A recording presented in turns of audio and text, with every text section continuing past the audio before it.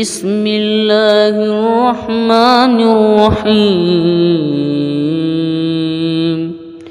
إنما ينهاكم الله عن الذين قاتلوكم في الدين وأخرجوكم من دياركم وظاهروا على إخراجكم أن تولوهم ومن يتولهم فأولئك هم الظالمون يا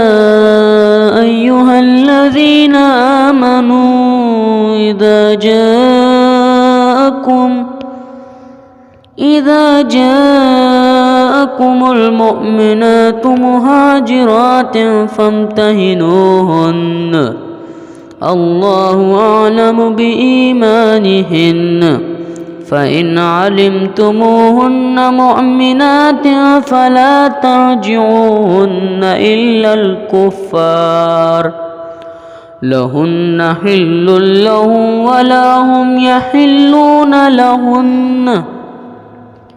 وآتوهم ما أنفقوا